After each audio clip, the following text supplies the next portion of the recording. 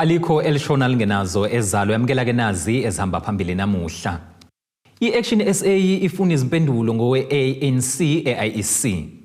Kunconywe umcwaningi mabhuku, kanti kumhlathuze ugxeka uloliwe ngomonakalo olwandle lwase-Richards Bay. Lezi zindaba ze-1KZN TV kanti wena uzifundelwa uSiyabonga wakaduma nina bezulu elidume esandlwane siyakhuleka. Iqembu le-Action SA esifundazweni KwaZulu Natal selinqumele ugwayekati kubuholi kanye nabebhodi le-Inkosi Albert Luthuli Convention Center i-IEC ngamafuphi ukuba bavule icala lobugebengu zingakapheli izinsuku eziyisikhombisa malungana nodaba oluthinta umdonsiswane ngokukhokhwa kwemali yokubanjwa kwengqungquthela yokukhetha ubuholi bophiko labantu besifazane lwe-ANC. Ekhuluma kuqhubeka umbhikisho usihlalo we-Action SA KwaZulu Natal uzwakele Mncwango uthi uma bengakwenzi lokhu bazofaka isikhalo sokungabethembu ubuholi be-ICC uma sekuhleza umhlangano olandelayo womkhandlu kamasipala weTheku. Iqembu le-Action SA esifundazweni KwaZulu Natal silalele ubuholi bendawo yokubambela imicimbi eThekwini i-ICC ukuba bavule icala zingakapheli izinsuku eziyisikhombisa ngodaba oluthinta ukungacaci ngokukhokhela kwabo ngokusetshenziswa kwale ndawo ngesikhathi kubanjwe ingqungquthela yokukhetha ubuholi bophiko labesifazane be-ANC. Sizothi ke njenge-Action SA namhlanje cha kwi-ICC ayihambe yovula icala emaphoyiseni ukuthi kwenza ubugebengu la beyingcenye yabo nabo phinde futhi iqinisekise ukuthi i-ANC iyakhokha ngoba umkhandlu weTheku ngeke sivume ukukhokhela imali kodwa at the same time futhi ngeke sivume ingakhokha le invoice. Nanokuthi ke okujabulisa kakhulu ukuthi izolo umeya weTheku ugcine kuvuma ukuthi uyayazi le sivumelwano saba khona phakathi kwe-ANC kwamasipala ne-ICC yokwenza umcimbi womasipala ongazange wenzeke. Nanokuthi siyazi ukuthi kwakumele umkhandlu ukhiphe imali engango-5 million ngokwesivumelwano kodwa i-invoice yagcina yenziwa yawu-4.7 million. Leyo invoice leyo ihlele emkhandlini ayikhokhiwe ngoba i-Action SA bayazi bagadile sathi thina bengayikhokhi le invoice le. The board is appointed by the municipality. If the crime is not reported to the police within 7 days, you will leave us with no option as Action SA, but we'll put a motion to remove the entire board in our next council meeting, which will take place on the 26th of October. Lokhu kuza ngemumva kokuvela kwezinsolo zokuthi umkhandlu weTheku wasayina izivumelwano nabe-ICC ukuthi yiwo ozokhokhela izindleko zokubanjwa kwale nkomfa eyadonsa isikhathi esedlule kwesabe sibekiwe ngenxa yomdonsiswano. Iqembu le-Action SA kanye nabenhlangano yabazibiza ngabakhokhela izindleko zikamasipala babamba umbhikisho njengoba besola lo masipala ngokusebenzisa budlabha imali yabakhokhi bentela. Abemukele uhlelo lwezikhalazo egameni le-ICC bavezeke ukuthi obebhekelele lolu daba kuphele isikhathi sakhe sokusebenza nabo kanti uhla bazodlulisela kwabafanele ukuba lucutshungulwe. What you've just said was a summary of what is contained on the memorandum, which I will then take it back and which will then be reviewed by the board, which sits quarterly. So Okwami for today is very simple, Baba, is to come and receive it and then take it to the right structures, and also with everything that you've said to be relayed accordingly. Khona manjalo okhulumela i-ANC esifundazweni uchithele izintolo ethi kayikho imali eyakhokhwa yiTheku kepha i-ANC yiyo eyakhokha. I-ANC KwaZulu Natal yakhokhela zonke izinto ezithintana nenkomfa ye-ANC Women's League. Kodwa ivenue sayinika iThekwini as a host region. iTheku laselenza i-arrangement. I think last time I checked babekhokhe about 1 million. Bane arrangement ukuthi bazoyikhokha kanjani imali yase-ICC bayiqede. Akunayo imali eyakhokhwa umkhandlu weTheku. Ubaba uMncwangu uyikhansela eThekwini. Emotion wayiraise impendulo uyazazi. Ezindabeni ze-1KZN TV kube kuntomkhona mvubu eThekwini. Ushayelwe ihlombe umbiko omcwaningi mabhuku kazwelonke othola ukuthi isishayamathetho sesifundazwe KwaZulu-Natal silandele kahle imithetho-sisekelo ezinhlelweni zaso njengoba ke zibekelwe iPhalamende elikhulu. Umcwaningi mabhuku uTsakani Maluleke uthi isishayamathetho sitshengise ukwenza kahle sayisebenzisa ngendlela efanele imali. Usho kanjena ke ngesikhathi abehhovisi lakhe bedlulisela indondo kuSomlomo uNontembeko Boys. Umcwaningi mabhuku kuleli uTsakani Maluleke uthi kunzima kwemnyango yahulumeni ukuthola imbiko emihle kepha okunzima kakhulu ukuyigcina. Usho kanje ngesikhathi yethula enkulumo yakhe ehalalisela isishayamathetho sesifundazwe KwaZulu-Natal. To move from 5 clean audits when this administration took over to 11 clean audits is no mean feat. To ensure that just over half of the auditees have got clean audits is also no mean feat. So credit to the province in terms of getting there. Also importantly, we've seen an improvement with the Community Safety and Liaison Department moving into the clean audit zone. And that's commendable. Another area that I often pause to reflect on is that it is difficult to attain a clean audit, but probably more difficult to maintain it. And that so many of the auditees in the province have maintained their clean audits tells us a strong story about stable controls and consistent attention to the things that are seized with good administration. Undunankulu uNomusa Dube nayo kushayele ihlombe lokho wathi kuyatshengisa ukuthi benza umsebenzi oncomekayo. Provincial legislature also attained this clean audit, and this is a demonstration, honorable members, that the measures we have put in place are remedying the previous errors that were there in our expenditures.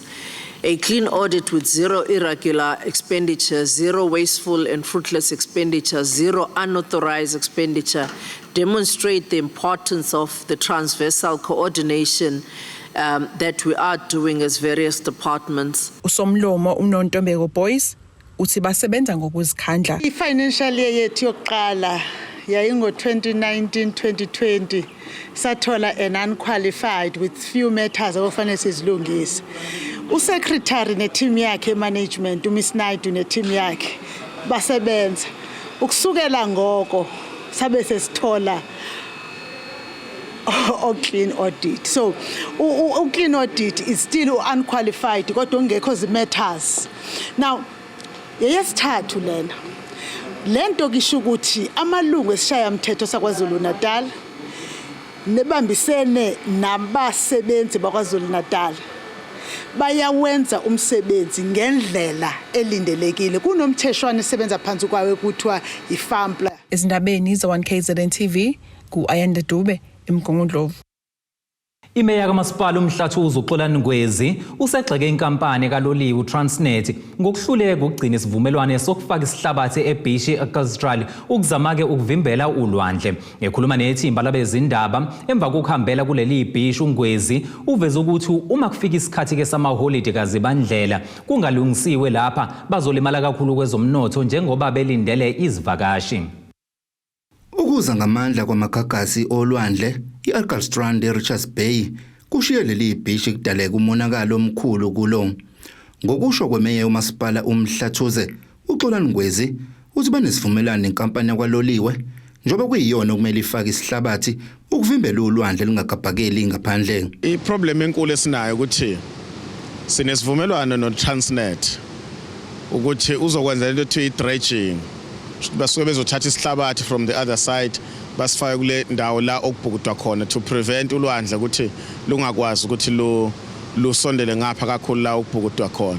So uTransnet ke akakaza azayenza leyo nto isikhathi cishe singango 3 years kusuka emuva kuzamanje.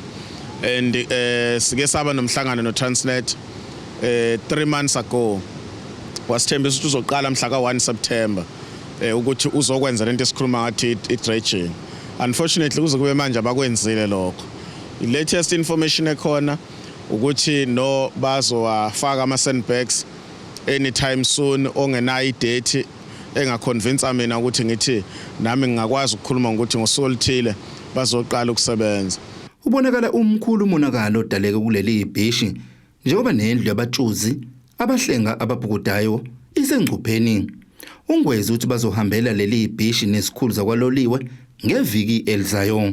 Sizobuya la nephathimandla zika Transnet ukuzobheka ke okunye esingabe sikubukisana on site nama engineers ethu njengomkhandlu wasemhlathuzi. Besikhuluma nesikhulu uMr Mosho ophethe lapha kwa Transnet ePitoli ukuthi uzokwehla neteam yakhe nasize neteam yethu next week. So ke I'm really appealing ngempela no Transnet ukuthi icela benze lokho kufanele bakwenze. Uma behluleka afuna basitshela ukuthi bayehluleka ukuze thina sibone ukuthi what else can be done than ukuthi siyekelele infrastructure yethu ilimala ngalolu hlobo esikhuluma ngalo ngoba la isimi khona nje sengicoshile ulwazi ukuthi ulwandle izolo belulapha so asazi ukuthi ngempela even the building so besenayo even on Monday. Njengoba sekusondela amaholide okuphela konyaka lo masipala ukhala ngokuthi uzolahlekelwa kakhulu ngakwezomnotho. Uzosilimaza kakhulu thina njengomkhandlu wasemhlathuza ngoba le ndawo yethu ikakhulukazi ngalesikhathi sika December isehela abantu abaningi kakhulu njengoba sinolwandle oluhle kangaka.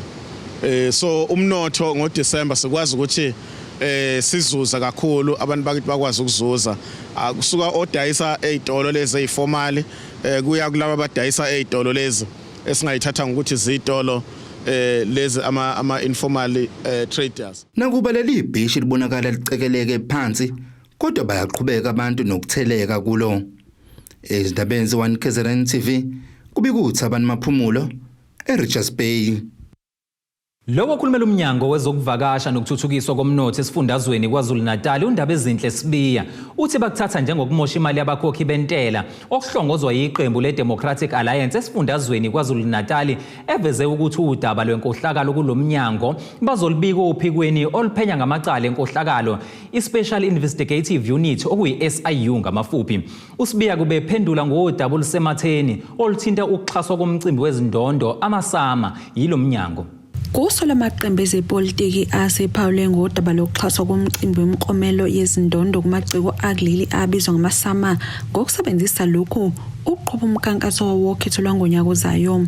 Lokhu kudalulwe ukukhulumela umnyango wezokuthuthukiswa komnotho nezokuvakasha KwaZulu-Natal novezeke ukuthi ke kasikho isidingo sokusho yiDA ukuthi ke bazolisa kwe-SIU lolu daba. This is just based on allegations. So for me it's quite very difficult to respond to allegations that are based on documents that have been pickpocketed, fabricated, and then you have the leader presenting the documents in a press briefing and admitting to the journalists that it's just an allegation.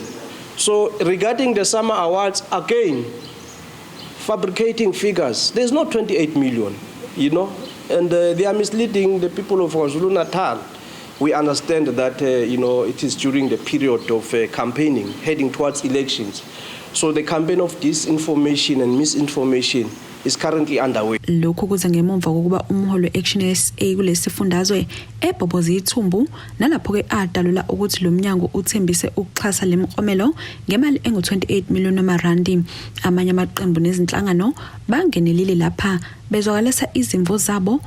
So one of the other allegations is that ministry staff are allegedly being parachuted into positions, and in one particular case a member is moving from a level 8 municipal employee to a level 13 within the Department of Economic Development and Tourism. Kubikwa ke ukuthi ingu8 million rand imali ebibekelwe lo mcimbi kepha manje isibalela ku28 million rand okuthiwa ke iyadingeka. Leli qembu licecise ukuthi ke kalimelene nalo mcimbi kepha kuningi okungenziwa ukusiza abahlwempu ngayo le mali. I wonder how the people in the rural areas who have never, ever, since the dawn of time, had piped water to their houses, would feel about 6.5 million rand being spent on a lifetime achievement gala dinner, where 100, 200, maybe 300 people will go at the expense of those very same people. And it's not just rural areas. We know what the unemployment rate is. There are people in this city right now, and there's people all over this province that don't know where their next meal is coming from. Lemiklomelo kulindeleke ibanjwe lapha esifundazweni maduze. Ezindabeni ze-1KZN TV kube kuntomkhona Mvubu ngiseThekwini. Ake sihlabe ikhefu sihlangabezana kanjani masibuye ezitolo.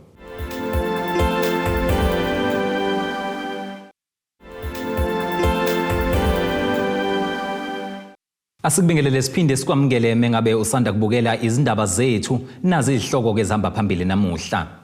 I-Action SA ifuna izimpendulo ngowe-ANC e-IEC. Kunconywe umcwaningi mabhuku kanti kumhlathuze ugxeka uloliwe ngomonakalo olwandle lwase-Richards Bay. Isikhulu enkampanini ese-Richards Bay South 32 Hillside Aluminium uCraig Ulbridge uthi ke balungise kabusha izindlu eziyi-11 ezizoqashisa umphakathi esikhungweni Amangwe Village ngenhloso yokuthi lesikhungo sizokwazi ukuzimela. Le nkampani ithi lesikhungo sizokwazi ukuzimela ngemali esizoyithola ngokuqashisa ke kulezi zindlu ezilungiswe zabasezingeni eliphezulu. Inkampani iSouth 32 ese-Richards Bay ilungise kabusha izindlu eziyi-11 senhlangano iAmangwe Village ngenhloso yokuthi lenhlangano isiqashise ukuthi ikwazi ukwenza inzuzo nezoyilekelela kakhulu ekutheni ikwazi ukusingatha lesikhungo ngempumelelo. Today is refurbished buildings that we've helped Amangwe Village with. So there's 11 units here, 3-bedroom units. In our discussions at the Amangwe Village, we've worked with them over the years. Their biggest concern was cash flow. How do they manage cash every year? So when we realized they've got these units, we said, let's refurbish them. They then rent them out, and that cash then assists them with bringing cash into their business so they can continue their good work. What they do concentrate on is empowerment programs, women empowerment, HIV/AIDS and aftercare. So they are busy with lots of things which we as South 32 are very proud of and happy to support them in their endeavors in this community. Lesi sikhungo esinenkulisa siphinde sibhekelela abanegciwane lesandulela ngculazi nengculazi sishayelwe ihlombe ngomsebenzi waso yile nkampani iSouth 32. Le nkampani ibisinxusa nezinye izinhlaka ezizimele ukuba zeseke izinhlangano ezingenzi inzuzo emphakathini. That's always a very good thing for us as industries to partner with other organizations. So we'll always continue to encourage other industries to look after Amangwe because of the work they do in the community. So for them to come in and work with us, work with Amangwe is always encouraged, to really look after communities beyond today but also into the future. Lo ngunobhala wekomiti lesikhungo uzokalisa okukhulu ukujabula ngabakwenzelwe iSouth 32 njengoba bebhekene nomsebenzi omningi wokusiza umphakathi owakhela indawo yasemfolozi. uSouth 32 senzele okukhulu kakhulu.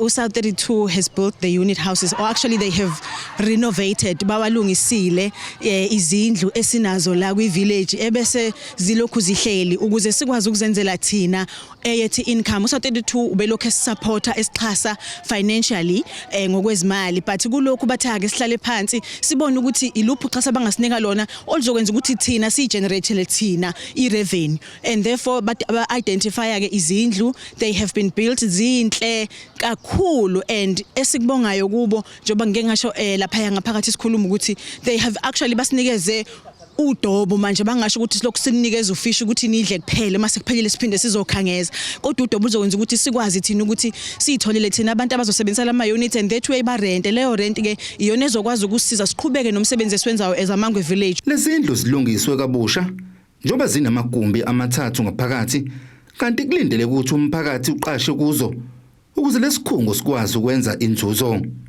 Ezindabeni ze-1KZN TV kubika uThabani Maphumulo kwaMbonambi.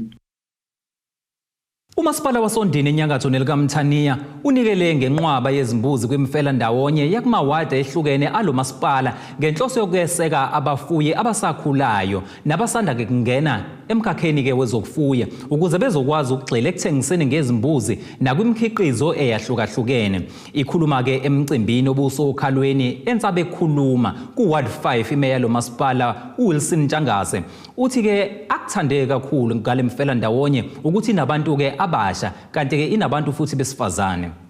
Indawo yaSondini ngenye indawo zasemakhaya abantu bakhona bayiphilisa ngokufuya bakwazi ukuxosha ikateziko banakekele nemndeni.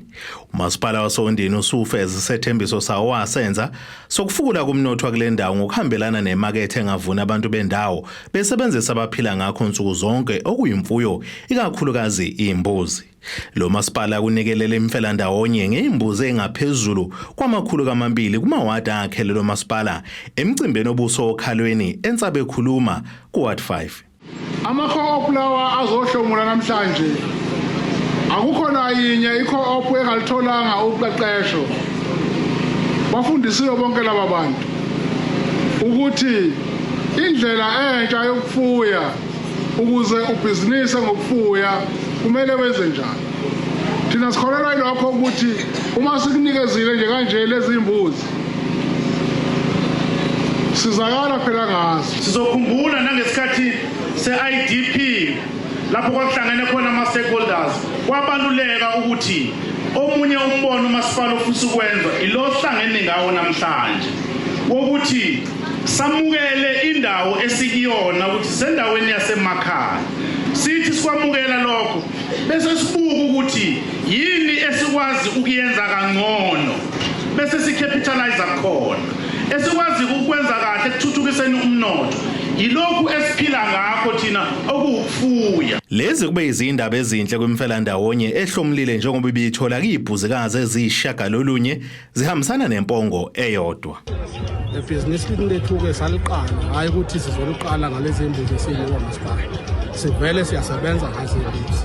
Sahlangana sabuka isidingo kuqala ukuthi imbuzi endaweni sakhe kuyo isidingo kakhulu. Sahlangana ke saxoxa sakhanda le cooperative asifuyeni imbuzi. Sasesicela ukuthi ilunga lelo lizame lihlanganise lithenga imbuzi yesikazi. Beduna sizohlanganisela sakwenza lokho njengamanje siyakhula bakwethu ziyanda nalezi nje sinethemba ngoba siyakhona nokuzamela ukudla njengamanje. Yasiza imfuyo uma kwenza umsebenzi abantu bazokwazi ukuthi bathole imfuyo eningi khona la kithi bethenge bekwazi ukugcina izinto zabo. Umgazi ukuthakasele kakhulu ukuthi lemfelandawonye ehlomlile kayikhethi iphele emasini. Abantu okusabheka lokuningi ukubona yiba abantu abasha. Kuyasithokozisa ke nokho ukuthi kulama co-op lawo kugcishe bona besifazane ngoba siyazi ukuthi imizi vese iphethwe yiba besifazane. Khona nentsha la yesifazane neyesilisa lesikhuthazayo ke phela ukuthi ngoba kuyaziwa ukuthi amafema awekho kodwa lokhu esikwenzayo kuyisiqalo sendlela eyaphambili. Lolu uhlelo lokuxhasa kwimfelandawonye ngeimbuzi umasipala uthi usazoqhubeka kulwenza iminyaka yonke emawadini omasipala waSondini ahlukahlukene. Ezindabeni ze1KZNTV kube kuphilana kaMzimbu ideleba fokaza noKacebe ekhulu eNc.Umbiko Ondini. Umqeqesho sabambile kwiMilford FC egijima esigabeni seMaltsepe Foundation Championship uNhlanhla Hlongwa uthe abadlali babonakala ke bebuyelwe ukuzethemba emva kokunqoba umdlalo wabo neCasrick Stars. Ekhuluma nethimba labezindaba uHlongwa uveza ukuthi uyazethemba ekutheni ke bazokwazi nokwenza kahle kumdlalo wabo abazowudlala ke ngoLwesihlanu ePrincess Magogo nokuyilapho bezobeke bebhekene khona neVenda FC. Iqembu Milford FC nakuba lingazange liqale kahle isizini kodwa kubukeka seliqala ukuthola umqiqo walo njengoba emidlalweni okamuva lukwazile ukuqoqa amaphuzu agcwele. Kuzokhumuleka ukuthi leli qembu lihlulwe imidlalo emini yokuqala kwesizini nokwenza ukuthi libe namaphuzu amahlanu njengamanje endaweni ye15 emva kwemidlalo eyisikhombisa. Leli qembu liphinde lakhomba indlela lobe umqeqeshi walo uAsanda Mvalo. Umqeqeshi osabambile uNhlanhla Hlongwa uthi bayazethemba njengoba bebheka emidlalweni wabo neVenda FC. Njengamanje mfowethu ispirit isihle kwafana and sebebuyele nokuzethemba bayimisele kakhulu and from igame ePretoria Kelly isuza kwiMagesi. It's where we started this journey slowly but steady, but we were starting by getting those draws, then we could see that something is coming. What's happened to the boys is to sit down with them ukuthi batshela ukuthi bafowethu isimo esikusona sikanoma ubani, but ukubalekile njengamanje ukuthi we must be good enough ukuthi sivuke siyithathe sithintithi akekho umuntu ozosifosa phansi because noma singalanda muphi umuntu nocoach ongafika njengamanje uzofika khulume but egcina kusuku uzokhuluma hlale ngaphandle. At the end of the day kufanele ngene groundini yini ningakwazi ukumove kulesimo. That is the situation right now and camp is very good. Going forward le game esakuyona, I promise ukuthi noma kanjani I know these guys gonna win. And you could see now confidence nalento abayenza amabedlala sebeqalile ukubelivela kuyona. Nabadlali baleli iqembu ngenkathi bezilolonga babonakala bebuyela ukuzethemba emva kokunqoba umdlalo wabo weCastric Stars. Omunye wabadlali baleli iqembu sesiswini umjabulise Mkhize uthi bazoya kulo mdlalo bezimisele njengoba sebeqalile ukuthola imphumela ejabulisayo. Ngicabanga ukuthi ngoba vele nako ukuluza kwesilama game oqala besingaqalanga kahle not ukuthi team bengenzi kahle, team benza kahle ukuthi nje besingakabi na inhlanhla ukuconverta lama chance beswathola. Luckily enough against iMagezi sakhona ukuconverta sabuya ne draw. And then against iCastric kwabona ukuthi kuba ngcono kakhulu masikwazi ukuthola amaphuzu amathathu namagoli amabili. So kuya kule game event kusimotivateile kakhulu ngendlela ama results enza ngayo. So siyakuyona simotivated ngendlela eyisimanga. So kwazi ukuthi nayo sifuna ukuyinqoba because sesizwile lo feeling yokuwina sisafuna ukuphinda ishintshe. Ama Stallions kanye neMaritzburg United yiwona amaqembu amele isifundazwe kwaZulu-Natal esigabeni seMotsepe Foundation Championship. Ezindabeni ze-1KZN TV kubika uThabani Maphumulo eRichards Bay. Ake sihlabe ikhefu uhlangabeza ingosi yezomnotho masibuye.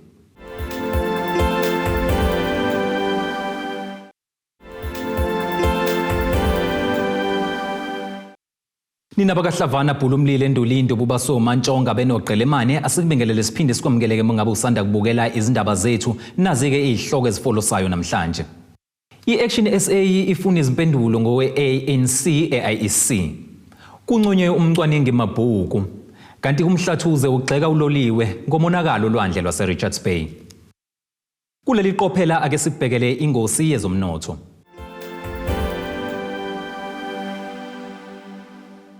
Irandi lakuleli u-19.03 maliqhathaniswa nedola laseMelika libe u-20.05 maliqhathaniswa nopondo waseBrithani liphinde libe u-23.08 maliqhathaniswa ne-euro lase-Europe. Igolide ke lona lingu-$1,947.37 i-ounce kuthi uwoyela ongahluziwe ube u-$91.50 umphongolo. Ake sikubhekele ngosini yezemidlalo.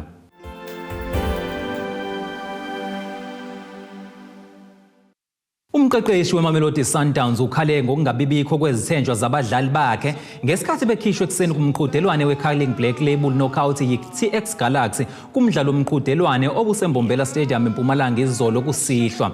Amagoli ke eGalaxy ashawe nguSiphiwe Mahlangu kubeke umlungisi Mbunjane esombeni sokuqala. Awe-Sundowns ashawe uMarcelo Alande noAugustina Serino. Ake sibhekele isimo sezulu esingalindeleka.